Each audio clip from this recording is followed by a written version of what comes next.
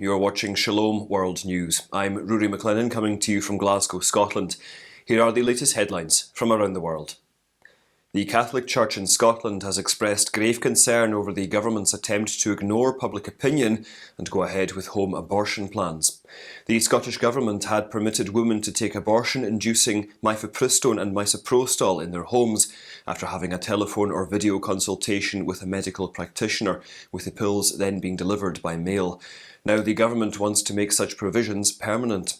The head of the Scottish Catholic Parliamentary Office, Anthony Horan, said that the government decision was riding roughshod over democratic convention by casting aside the views of thousands of people. Abortion was legalised in Scotland in 1967 and termination of pregnancy is permitted until the 24th week. Thousands of pro-life supporters and activists took part in the annual March for Life in London on Saturday, September the 4th. Waving flags and banners, they marched from the Emmanuel Centre to Parliament Square in the afternoon, where speeches and testimonies were given by pro-life leaders and experts.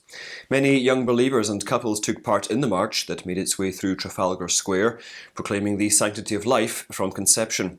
At the end of the rally, there were also prayers to end abortion in the country. Official figures indicate that there were 207,384 abortions in England and Wales between 2010 and 2019. This is the highest figure since the Abortion Act was introduced in 1967. An Iranian court has sentenced 3 former Muslims to 3 years in jail for converting to Christianity.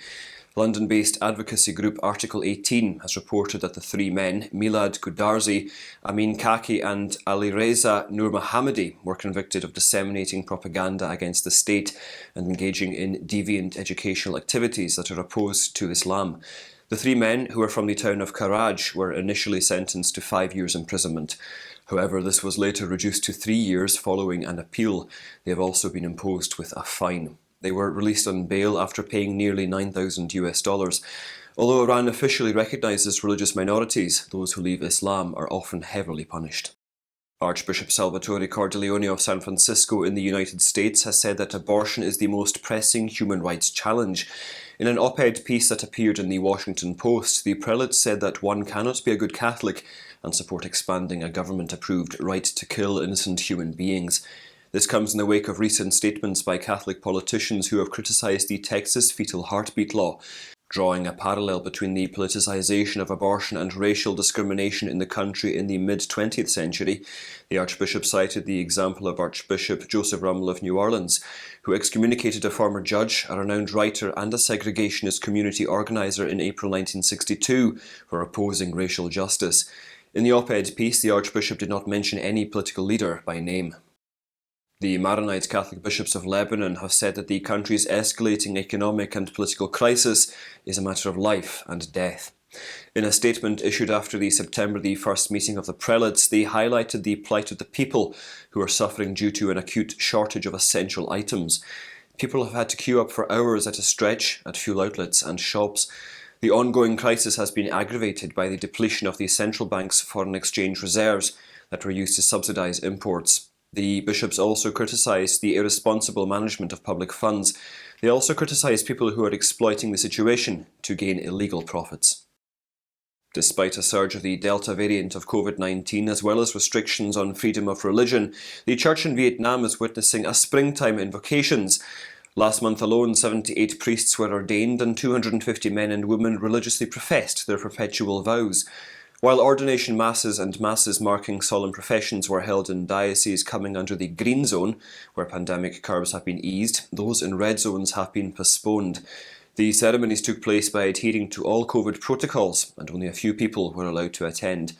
The Archbishop of Hue, Nguyen Chi Lin, urged everyone to live their faith in consecrated life, faithfully exercising the vocations of love and compassion, especially amid the COVID-19 pandemic's devastating consequences. Catholics in Malaysia are mourning the death of French missionary Father Peter Bretaudeau, one of the country's longest-serving foreign missionaries. A member of the Paris Foreign Mission Society, Father Bretaudeau died on September the 2nd at the age of 90 in France. The priest came to Malaysia in 1957, and through his association with the National Union of Plantation Employees, he was actively involved with Catholic and non-Catholic workers in rubber plantations.